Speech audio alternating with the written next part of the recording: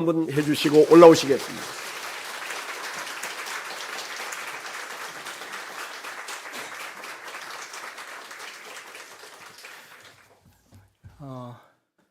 반갑습니다.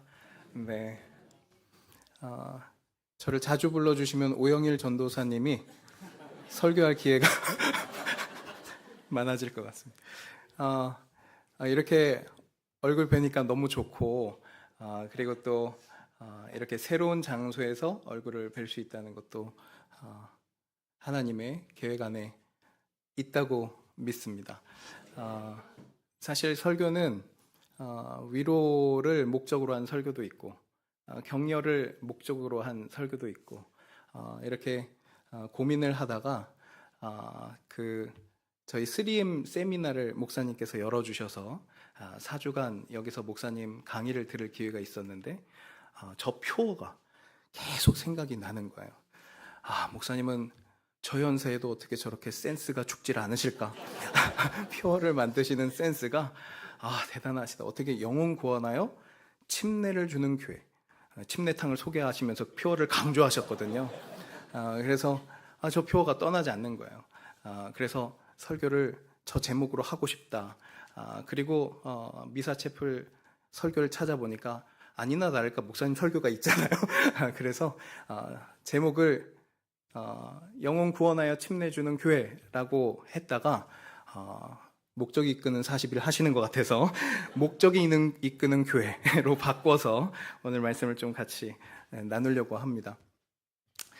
아름다운 해변이 있었는데요. 그 앞에 한 청년이 바다를 오랫동안 응시하고 있는 겁니다. 지나가던 사람들이 당신 뭐 하고 있습니까? 이렇게 물으면 저는 물에 빠진 사람이 있으면 혹시 제가 구하려고 바다를 좀 응시하고 있습니다.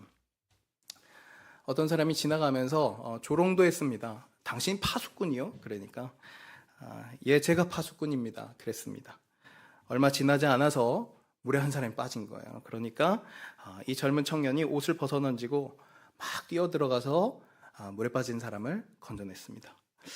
사람들이 그 청년의 희생적인 모습을 보고 박수를 막 쳤습니다. 오래지 않아서 이 청년이 사람을 건지는 모습을 보고 동참하겠다고 하는 사람들이 생겼습니다. 청년들이 이제는 모여서 바다를 응시하고, 그리고 사람들이 물에 빠져서 죽기 직전에는 이 청년들이 어김없이 뛰어들어서 이 사람들을 건져냈습니다. 이 청년들의 희생정신이 대단하니까 곧 소문이 났습니다. 한 신문사에서 이 청년들을 취재하기 위해서 찾아왔습니다. 기자가 질문했어요. 당신은 왜 이런 일을 하냐고. 그러니까 청년이 대답이 굉장히 단순한 겁니다. 사람이 죽어가고 있지 않습니까? 신문에 이 청년의 활약이 소개되고 나서 사람들은 이 청년이 물에 빠진 사람을 구하는 장면을 구경하기 위해서 몰려들기 시작했습니다. 사람들의 인파가 늘어나고, 그리고 그 해변에는 늘 사람이 북적이게 됐습니다. 어느 날 양복을 입고 그리고 넥타이를 매신 분이 바다를 이제 찾아온 겁니다. 그런데 그 뒤로 많은 사람들이 따라왔습니다. 시장님이 오신 거였어요. 태양이 너무 뜨거운데 이 좋은 일을 하는 청년들을 위해서 쉼터를 만들어야 되지 않을까요? 그러니까 사람들이 와 박수를 쳤습니다. 그래서 곧 공사가 진행됐어요. 쉼터가 생겼습니다. 청년들이 거기서 쉬기도 하고, 그리고 사람을 구했습니다. 그런데 사람들이 이 청년들의 희생적인 모습을 보고 싶어서 이 자리를 투어하는 관광 상품이 생겼습니다. 그래서 사람들이 더 몰려오기 시작했어요. 그리고 주위에 식당이 없으니까 우리가 여기다가 식당을 지어야 되지 않겠냐고 사람들이 박수를 막 쳤습니다. 식당을 짓고, 그리고 옆에는 사람들이 저녁까지 머무는데 이 사람들이 밥을 먹고 좀 쉬고, 그리고 자기 얘기들도 좀 나눌 수 있는 그런 커뮤니티를 만들자고 그랬습니다. 그래서 이 해변에는 쉼터도 생기고 식사할 수 있는 자리도 생기고, 저녁에는 사람들이 모여서 축하 파티를 하기 시작했습니다. 사람들이 이 청년들에게 찾아와서 혹시 당신이 그 정신을 어떻게 가지고 이 일을 시작했는지 궁금합니다. 어떤 프로세스를 가지고 사람을 구하는지도 궁금합니다. 오셔서 강의를 좀 해줄 수 있습니까? 이 청년이 강의를 다니기 시작했습니다. 그리고 그 해변은 가장 그 동네에서 유명하고 그리고 가장 핫한 곳이 되었습니다. 그런데 시간이 얼마 지나지 않아서 이상한 일이 벌어졌습니다. 점점 바다에 빠져 죽는 사람이 늘어나기 시작한 겁니다. 이 청년이 혼자 바다를 응시하고 사람을 건질 때는 모두가 건짐받았지만 사람들이 모여서 팀이 생기고 건물도 생기고 시설도 생겨났지만 이상하게 바다에 빠져 죽는 사람은 늘어가기 시작했습니다. 처음 목적은 잃어버렸고 사람들은 어디서부터 잘못됐는지 몰랐습니다. 여러분, 목적을 잃어버린 것이 이 해변에 모인 사람들 뿐일까요? 저는 오늘날의 교회도 목적과 방향을 잃어버릴 수 있다고 생각합니다. 오늘 우리가 읽은 이 마태복음 마지막 28장의 말씀은 여러분이 잘 아시는 말씀이고 그리고 또 위대한 사명이라고 불리기도 하는 말씀입니다. 아름다운 교회의 정체성의 핵심이 되는 말씀이기도 합니다. 저는 오늘 이 말씀을 통해서 같이 세 가지 정도 영적인 원리를 살피고자 하는데 저나 여러분에게 이 말씀이 아는 말씀이 아니라 실제가 되는 말씀이 되시길 주님의 이름으로 축복합니다. 첫 번째는 우리가 이걸 꼭 기억해야 돼요. 영혼 구원을 위해 내가 가야 합니다. 자, 우리 옆에 분에게 제가 가겠습니다 한번 하겠습니다. 시작. 반대 분에게도 한 번 더 제가 가겠습니다. 시작. 제가 하나 여러분 여쭤볼까요? 최근 1년 동안 작년이죠. 작년 한 해 동안 불신 영혼, 예수님 하나님을 안 믿는데 전도에서 성공한 분이 혹시 계십니까? 작년 1년 동안 내가 전도를 1명 정도 했다.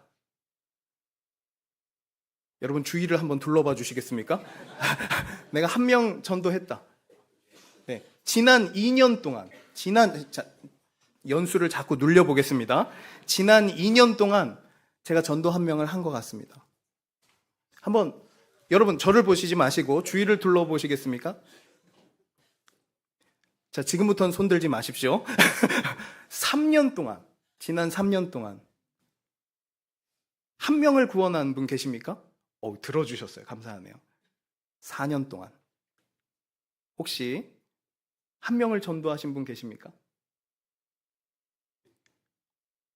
그만할까요? 5년 동안 혹시 1명을 구원하신 분 계십니까?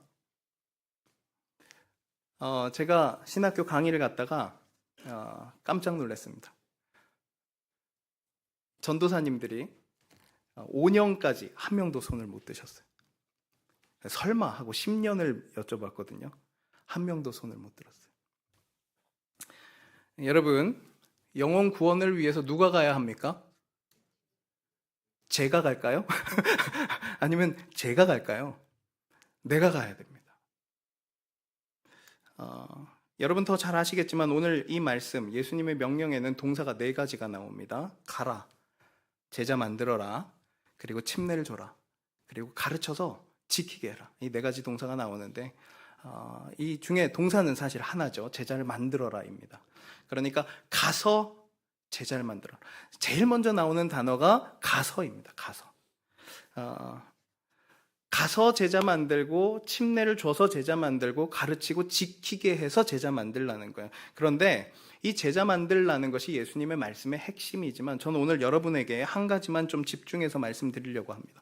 여러분 가야 돼요. 저는 좀 궁금해요. 예수님께서 왜 가라고 그랬을까? 제자들에게. 왜일까요?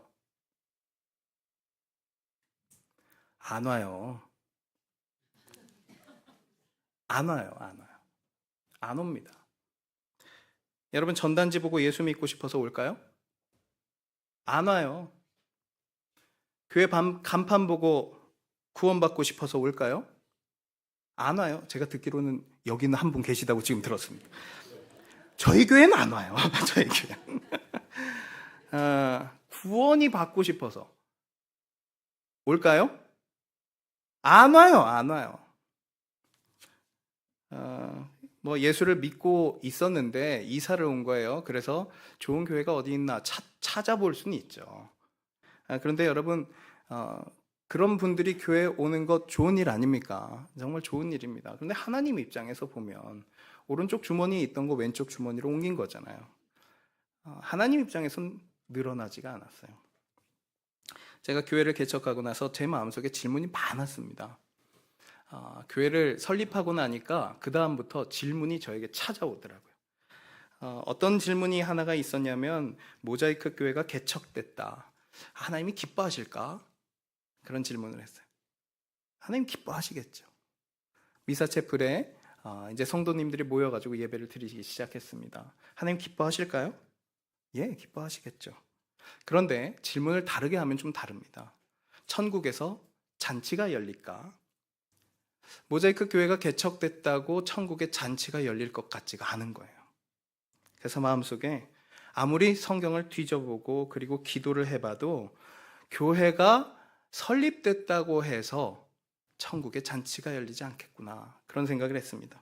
언제 천국에서 잔치 열립니까? 한 영혼이 구원되었을 때 잔치가 열립니다.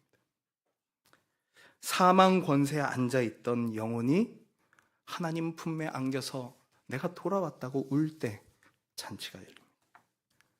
죽어가던 영혼이 하나님 앞에 안겨서 내가 이제 숨을 쉴 수 있다고 말을 할 때, 그때 잔치가 열립니다. 그때 잔치가 열린대요. 사랑하는 여러분, 미사체플에 정말 물에 빠져 죽어가던 영혼이 건짐받는 그런 역사가 더해지길 축복합니다. 그러려면 여러분 가야 돼요. 여러분이 가야 돼요. 개척하고 한 3개월인가 지났을 때 제가 먼저 개척한 동기 아주 친한 형님이 있거든요. 제가 전화를 드렸습니다. 형님, 어떻게 그 형님이 저한테 개척은 정말 최고의 축복이야 그랬던 분이시거든요. 그래서 그걸 응답으로 알고 개척을 하겠다고 말씀드렸었는데, 이분이 저한테 이제 제가 개척을 하고 나니까 이제 솔직하게 자기가 얘기를 하는 거예요.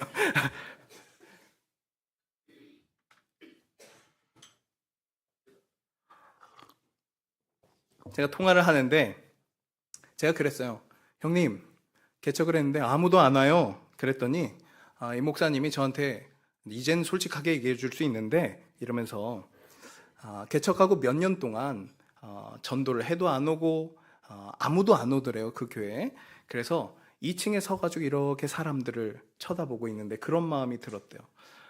사람들은 여기 교회 생겼다는 거 모르나? 이런 생각이 들더래요. 여러분, 그 정도로 안 옵니다. 제가 그때 망치로 얻어맞은 것 같은 충격을 받았어요. 저는 제가 개척하면 순식간에 사람들이 몰려오고 같이 예배를 드릴 줄 알았어요. 그런데 그때 하나님께서 제 마음속에 주신 마음이 있었어요.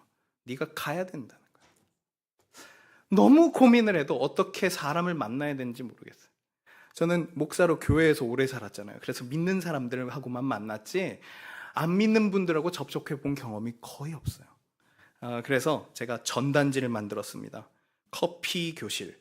이래가지고 어느 정도 돈을 받아야 사람들이 온다고 그래서 전단지를 만들어가지고 매일 붙이러 다녔어요. 매일 붙이러 다니는데 제 마음이 어땠을까요? 굉장히 사람이 초라해지는 거예요. 그리고 전화도 안 와요. 저 배우고 싶어요. 전화도 안 와요. 2주 뒤에 한 분이 전화를 주셨어요.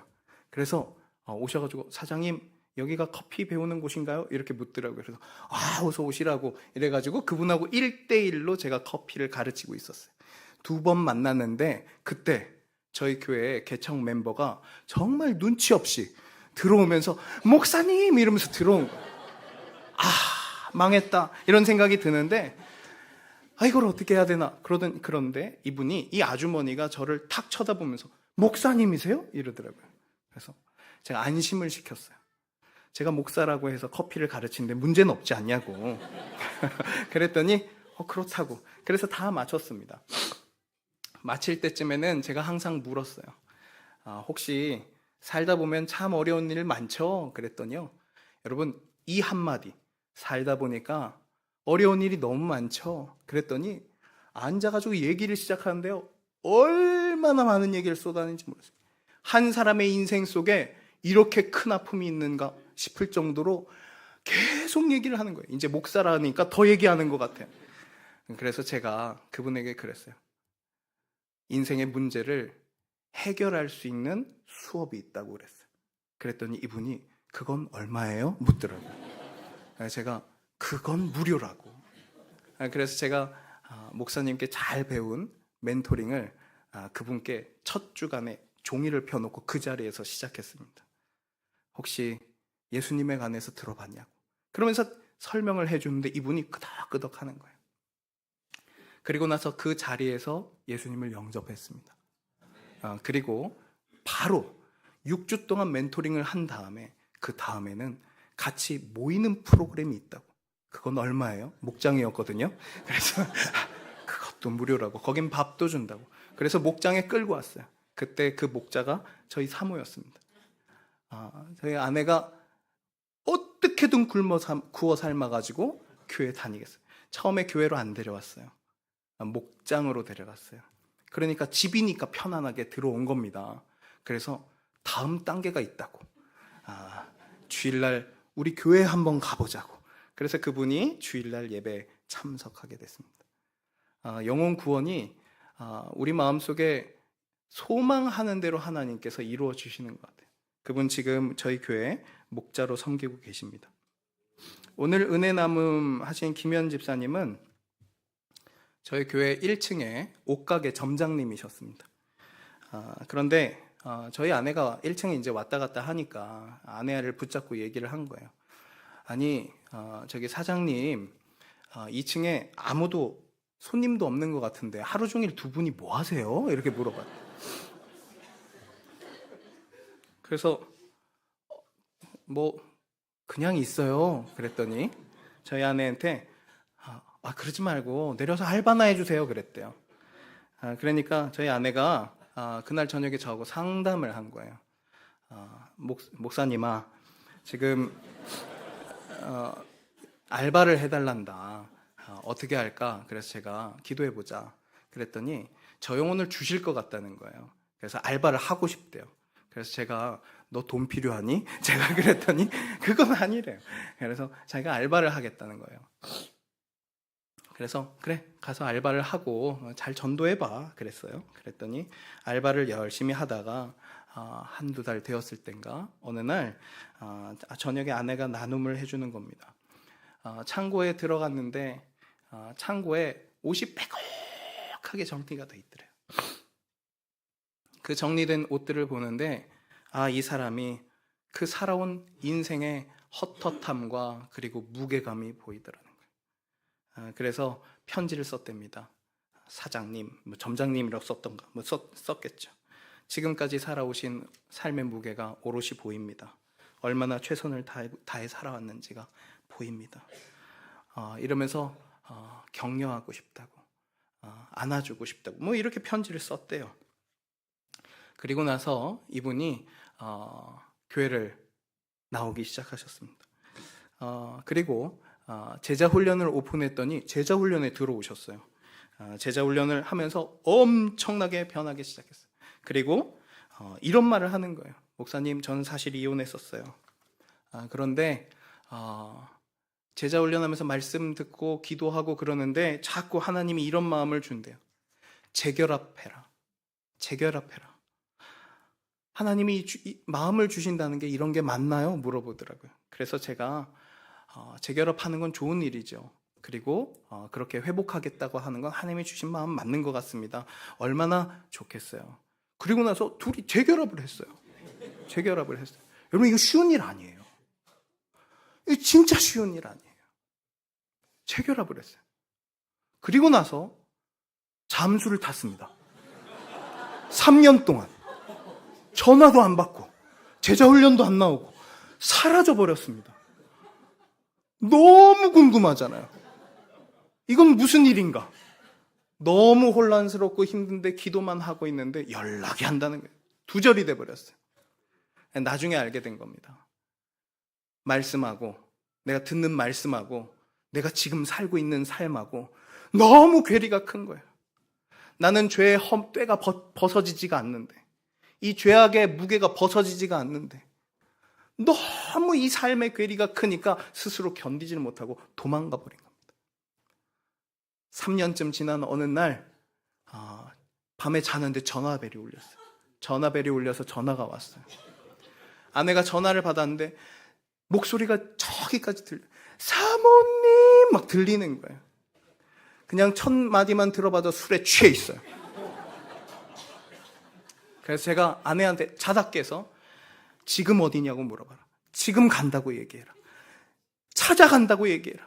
그랬더니 목사님 보고 싶어요. 사모님 보고 싶어요. 울기 시작하는데 취하면 사람이 웁니다. 그냥 그거는 뭐 사랑해서 우는 거 아니고 그냥 우는 거예요. 그냥 우는 거. 간다고 해라. 주소를 알려줬어요.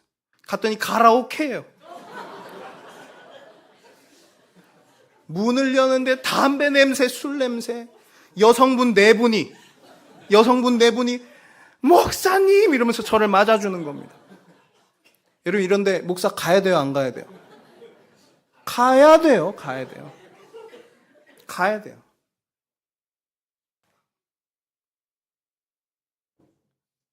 저 아내를 안고 울기 시작하는 거예요.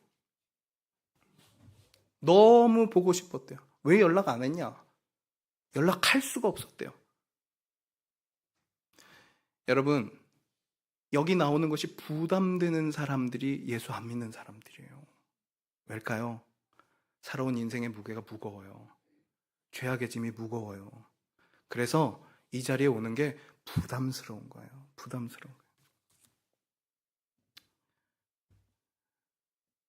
그러면서 목사님 제 절친이에요 이러면서 한 분 한 분을 소개시켜 주셨어요. 그 중에 한 분이 오늘 예배에 나와 있습니다. 따라 나왔어요. 저분 저희 VIP 10년째 VIP거든요. 교회 나와야 돼요. 정민 씨. 교회 나와야 돼. 다음 주부터 예배 나오셔야 돼. 나와요. 괜찮아요. 여러분, 이분이 저한테 그랬어요. 목사님, 교회 다녀도 술을 못 끊겠어요. 그래서 죄책감이 밀려와요. 그 죄책감이 더해지니까 예배에 못 나오겠어요. 그래서 제가 뭐라고 그랬을까요? 마셔도 돼요. 술 마시고 교회 나오세요. 목사님, 술이 안 취해서 교회를 나올 수 없어요. 안 깨서 교회를 나올 수가 없대요. 괜찮아요. 취기를 가지고 기도하세요. 이렇게 시작해야 돼요. 이분이 동네 오빠를 전도하고 싶대요. 너무너무 불쌍한 오빠래요. 밤에 12시에 또 전화가 왔어요. 목사님! 김현재 집사님이 한잔 하신 거예요. 지금 오빠하고 같이 교회로 가려고 그래요. 오시라고 그랬어요. 술 취한 두 분이 제 앞에 앉아 있는데 예수 믿으셔야 된다고. 놀라운 건 뭔지 아세요? 술 취한 자기를 받아주는 목사님이 처음이래요. 여러분, 목사님은 술 취한 사람 다 받아줘요. 술 취한 사람한테 전화하는 술 취하고 목사님께 전화하는 사람이 없어서 그렇지, 목사님은 술 취한 사람 다 받아줘요. 그분이 그 다음 주에 교회 나오셨어요. 그래서 지금 예수 믿고 얼마나 회복이 많은지 몰라요. 여러분, 주님께서 버리신 그 양, 여러분 주위엔 없습니까? 정말 없습니까? 네, 많습니다. 여러분, 술 취하면 김종폭 목사님께 전화하세요.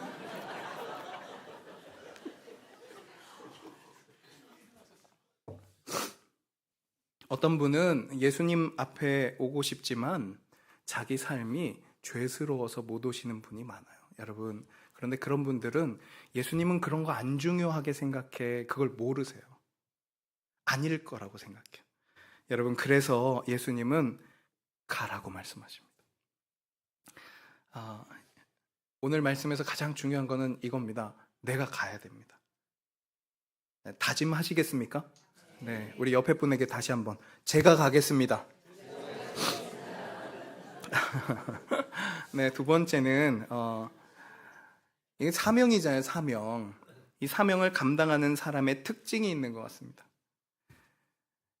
가라. 그랬으니까 가는 사람은 어떤 특징을 가지고 있냐면 그는 예수를 사랑합니다. 저는 김종포 목사님 해외 멘토링 세미나 할 때 꽤나 어떻게 쫓아다니게 됐습니다.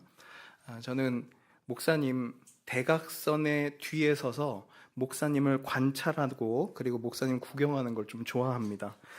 그래서 저분이 어떻게 하시나 이걸 쳐다보는 거 제가 이제 취미 생활 중에 하나였는데 지금도 좀 인상적인 에피소드가 있습니다. 이제 해외에 가야 되니까 이제 비행기를 타고 이륙을 하는데 저는 비행기를 타면 이 긴 시간을 어떻게 보내나 이게 제 고민이거든요. 어떻게 자야 허리가 안 아플까 그 생각하고 있는데 제 앞쪽 대각선에 김종포 목사님이 앉으셨어요. 옆자리에 사람하고 인사를 나누시더라고요. 안녕하세요. 무슨 일로 거기에 가십니까? 여기는 사람이 많이 안 가는 곳인데 어떻게 가세요? 뭐 자연스럽게 이제 물으시더라고요. 그런 직업은 뭐예요? 이렇게 물으시기도 하고, 저는 목사입니다. 지금 멘토링 세미나 이렇게 가는데 팀이 같이 가는데 이제 같이 이동하는 중입니다. 혹시 교회 다녀보셨어요? 이러면서 대화를 자연스럽게 시작하시는 거예요. 그러면서 예수님 너무 좋은 분이세요. 이렇게 복음을 설명을 해주시는 겁니다. 제가 한참을 바라보고 있는데 무슨 생각이 들었냐면 저분은 예수를 사랑하는구나 그 생각이 들었어요. 여러분, 예수를 사랑하는 사람은 항상 예수를 소개하게 돼 있습니다. 항상 예수를 소개합니다. 예수님께서 사명을 맡기셨습니다. 여러분, 오늘 본문 말씀을 가만히 보면 예수님께서 이제 승천하셔야 되거든요. 그리고 이제 이 땅에 육신으로 남아있지 않으세요. 그러니까 제자들이 걱정도 되시고 이 제자들에게 마지막 부탁을 하시는 내용입니다. 사명을 맡기시는데 여러분, 40일 전만 해도 무슨 사건이 있었어요? 오늘 이 말씀 주시기 전에 40일 전만 해도 예수님 십자가에 달리시고 제자들 다 도망가고 제자들 상태가 말이 아니었습니다. 난 고향으로 돌아갈란다. 이제 예수 따라가는 거 그만하고 나는 돌아가련다. 여러분이 예수님이라고 생각해 보십시오. 예수님이 지금 이 제자들을 남기고 40일 뒤에 떠나셔야 되는데 이 제자들이 이제 무슨 일을 감당할까? 사명 줘야 되는데. 그래서 예수님은 승천하기 전에 내가 하던 일 너희가 좀 해다오 부탁하신 거거든요. 저는 늘 궁금한 게 있습니다. 이 부탁을 받을 때 베드로가 어떤 표정이었을까? 여러분, 베드로와 제자들이 이제 십자가 사건을 경험하면서 너무 두려웠어요. 그래서 다 흩어졌습니다. 뿔뿔이 흩어졌습니다. 여러분, 흩어진다는 게 뭔지 여러분은 아시잖아요. 이거 상처입니다. 힘든 일입니다. 제자들 편에서는 아픔을 겪은 거예요. 선생님 돌아가시고 그리고 제자들은 흩어졌어요. 이 깊은 실패의 경험, 깊은 좌절의 경험을 하는데 여러분, 이 아픔 겪은 베드로와 이 제자들을 예수님은 또 찾아가시지 않습니까? 그리고 예수님께서 이 상처 입은 제자들에게 하신 일이 있어요. 떡 구워주시고 고기 구워주시고 그리고 먹자 그러셨습니다. 먹자. 제자들은 아무 말도 못하고 우걱우걱 먹었을 텐데 여러분, 도망친 이 제자들에게 필요한 게 뭘까요? 여러분, 이들이 사명을 감당하기 위해서 필요한 게 뭘까요? 실패의 자리에 있던 이 제자들을 일으켜 세우는 게 뭘까요? 저라면 네가 실패했던 이유에 대해서 분석하고 강의해 줬을 것 같아요. 실패의 자리에서 일어나는 법, 이거 필요한 거 아닙니까? 두려운 자리에서 일어나는 법, 두려움을 털어내고 일어나는 법 강의해줘야 되잖아요. 그 말씀들을 모아서 엑기스가 뭔지, 이 실패의 자리에서 일어날 수 있는 유일한 방법, 이래가지고 강의를 해줄 것 같은데, 여러분 예수님 하신 게 뭔지 아세요?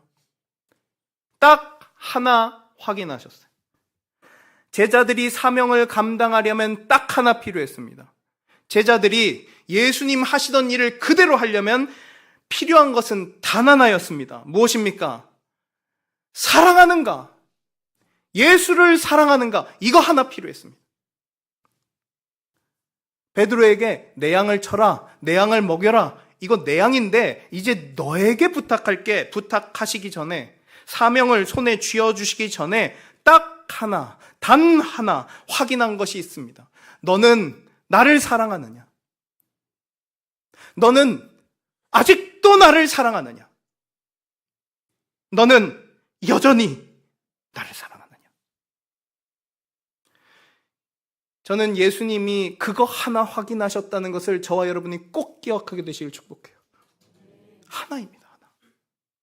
나는 아직도 예수를 사랑하는가? 예배의 자리가 바뀌었습니다. 나는 아직도 예수를 사랑하는가?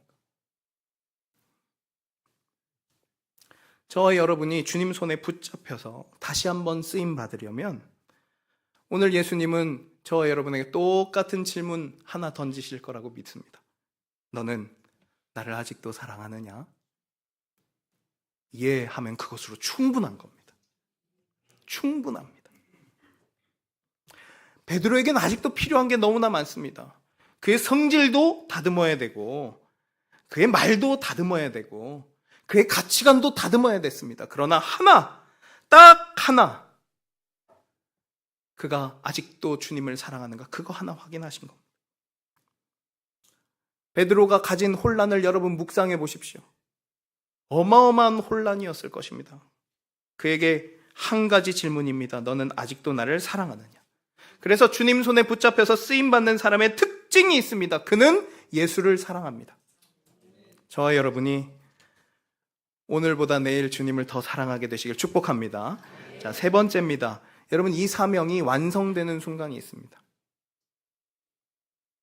이 사명이 완성되려면 성령의 권능을 입어야 됩니다. 여러분, 전도는 권능입니다. 전도 권능입니다. 그래서 어떤 사람들은 참 전도를 잘합니다. 어떤 분들은 전도를 참 못합니다. 권능이기 때문에 그렇습니다. 여러분,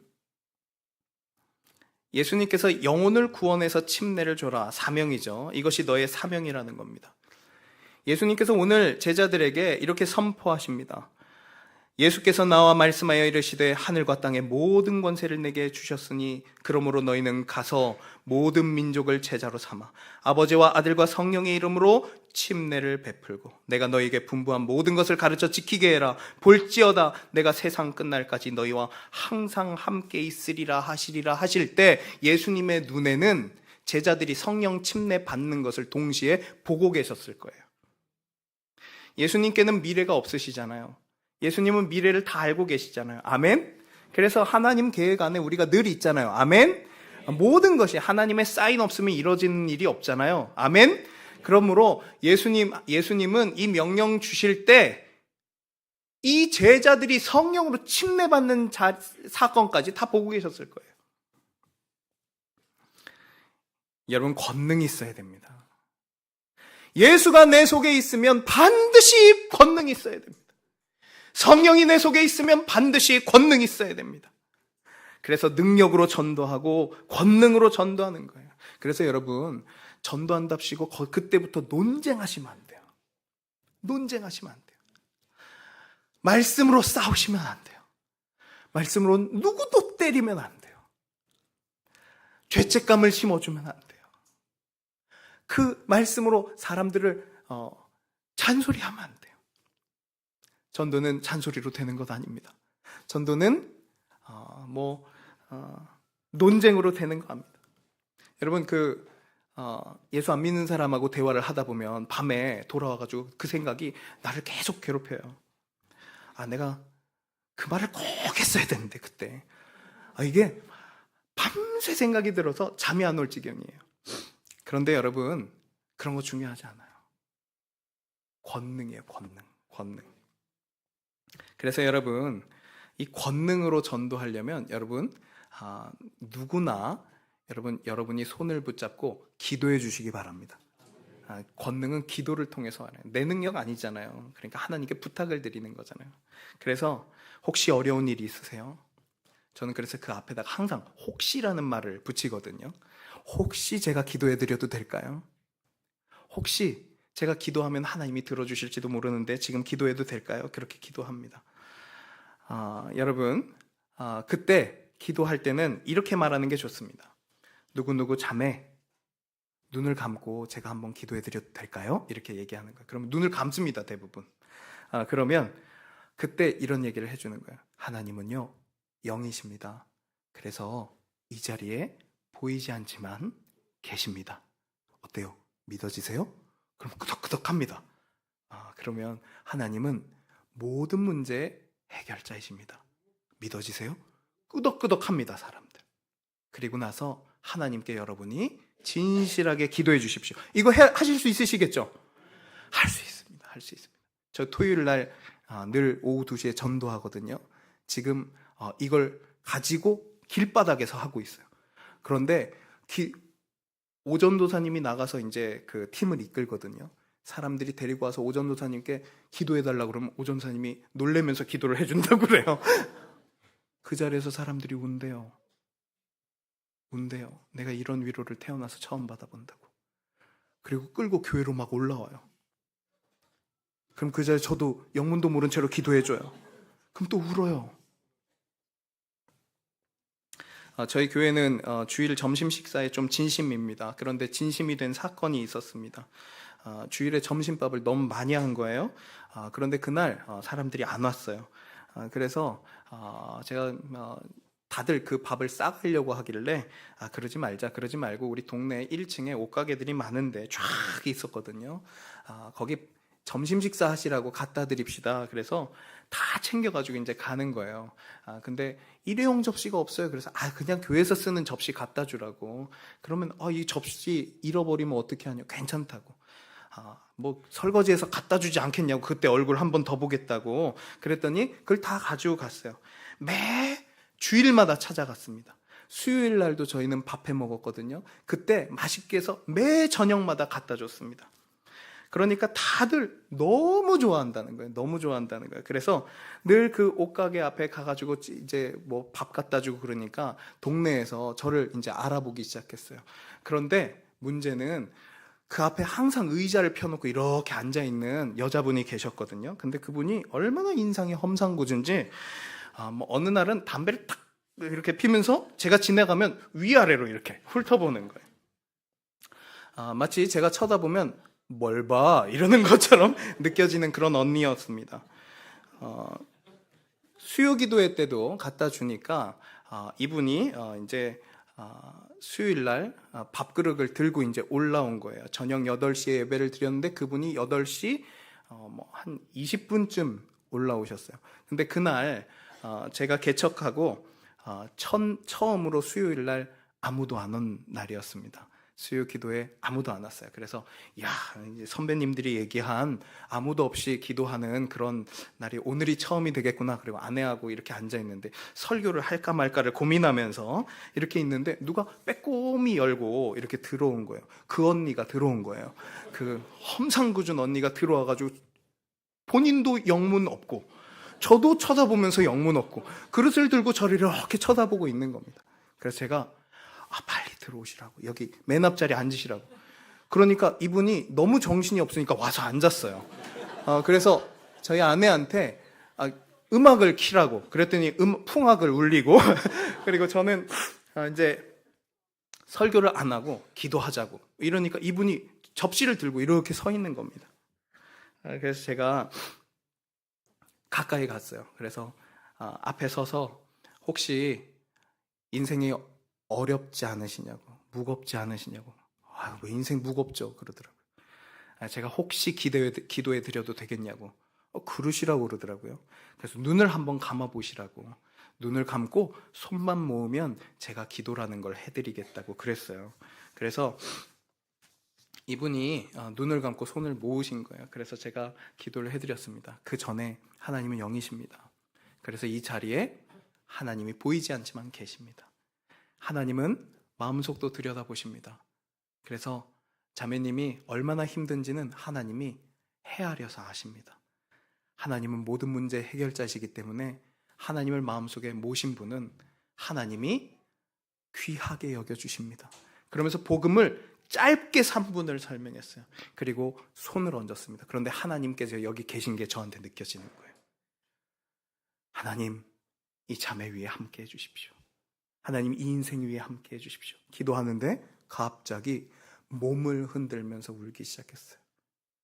여러분, 누구나 인생의 무게를 가지고 삽니다. 위로자가 필요하고 격려자가 필요합니다. 그러나 사람이 무슨 위로를 하겠습니까? 하나님만 위로자가 되주십니다. 울기 시작하는데 느낌이 왔어요. 예수를 영접하시겠습니까? 네! 이러시는 거예요. 네. 이분이 예수 믿고 자기 얘기를 시작하는데, 야, 어떻게 그렇게 살 수가 있지? 여러분, 술 먹고 놀다가 1억 빚을 질 수가 있나요? 너무 놀라운 거예요. 빚이 너무 많아요, 목사님. 저는 빚이 1억이에요. 어떻게 하다 생겼어요? 술 먹었어요. 너무 놀랐어요. 그럼 어떻게 살아왔어요? 이거 뭐 갚든지 말든지 해야 되는데 안 돼요. 예수 안에서 가능합니다.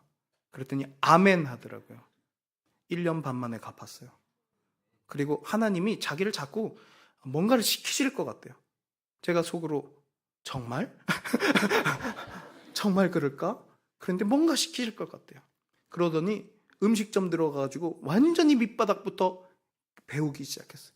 열심히 배우더라고요. 3년 동안 그 고생을 우리가 같이 기도하면서 옆에서 지켜보는데 말도 아니었어요. 그리고 나서 가게를 열더라고요. 미사역에 마녀김밥이라고 있어요. 네, 거기 사장님이에요. 강동역에 마녀김밥이라고 있어요. 그게 1호점이에요. 그리고 같이 일하는 식구들 빚에서 구원해 주겠다고. 그리고 그들 전도하겠다고 열심히 살고 있어요. 여러분,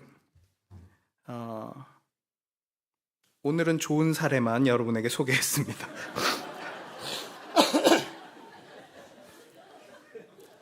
그럼 저는 오해 안 받았을까요? 받았어요. 너무 아프게. 배신 안 당했을까요? 받았어요. 상처 안 받았을까요? 받았습니다. 하지만 그게 뭐예요? 여러분, 세상은 영적 전쟁터예요. 우린 군사라면서요.